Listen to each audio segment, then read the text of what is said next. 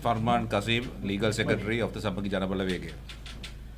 Mr. Vijayadasa Rajapaksa has submitted proposals to amend the Constitution to the Cabinet. We have received a draft copy of those amendments. These amendments have to be taken into context with the President's address to the nation on the 11th of May, wherein the President specifically stated that as a first step to him relinquishing office, that the 19th Amendment would be brought in. And thereafter, the executive presidency in some form would be abolished. So the two limbs there is the 19th Amendment to be brought in full as a first step, as a primary step, and thereafter the abolition of the executive presidency. Now, there are two amendments that are in discussion.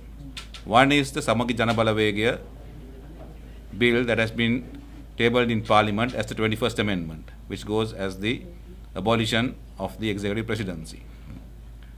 That Supreme Court determination has been given at the moment. Mr. Vijayadasa Rajapaksa's present proposed amendments have also been now tabled and approved at in cabinet. We need to look and see as to what those amendments are, proposed amendments are, and whether they actually are in line with the 19th Amendment. Now, what are the salient features of the 19th Amendment? The salient features of the 19th Amendment are the culling of the President's powers. Let's look at the most important amendments there, the proposed amendments, whether they match up to the 19th Amendment as it was then. The first is the appointment of ministers and the assignment of subjects to those ministers. Now, under Article 44 of the proposed amendment by Vijayadasa Rajapaksa, the appointment of ministers and the assignment of subjects are to be done on the advice of the Prime Minister. But strangely, it doesn't apply to this particular Parliament.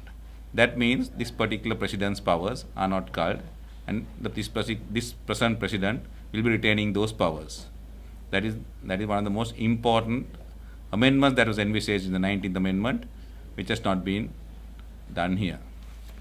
Secondly, Article 47, the removal of the Prime Minister. Under the 19th Amendment, the President could not remove the Prime Minister.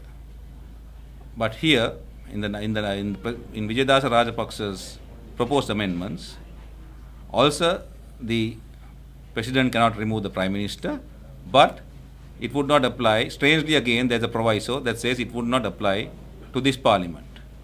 That means this President can remove the Parliament at any time, and it goes further to say in the proviso that when the President is of the opinion that the present Prime Minister does not hold the majority, that he can remove the Prime Minister. So instead of culling the powers of the President, this particular amendment goes to extend the powers of the President. That is the dangerous part of this proposed amendment. Next, the dissolution of the power to dissolve Parliament. Article 70 has not been even touched upon. The original Constitution said that the President can dissolve Parliament in 1 year. The 19th Amendment said 4.5 years. The 20th Amendment said 2.5 years. The present amendment proposed by Mr. Vijayadasa Rajapaksa does not even touch upon that. So therefore, the President has all the right to dissolve Parliament by March next year in terms of these proposed amendments. Then comes in the fact whether the President can hold a cabinet portfolio. The 19th Amendment, transitional powers of course had certain powers, but going further from there, the next President was not supposed to hold any cabinet portfolio. That is how Mr. Gotabaya Rajapaksa was elected as President. It was under those terms. But the 20th Amendment came in, and now the proposed amendment by Mr. Vijayadasa Rajapaksa states that the President can hold the Ministry of Defence. But again, strangely, there is no constitutional bar to the President holding or naming any institution or authority under the Ministry of Defence. Therefore, the President will be able to hold the Ministry of Defense and hold any number, up-team number of institutions, up-team number of authorities under the Ministry of Defense.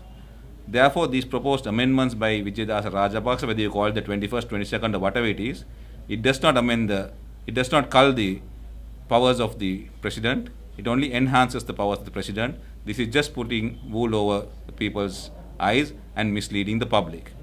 So I just wanted to state those and put those matters into context. Thank you.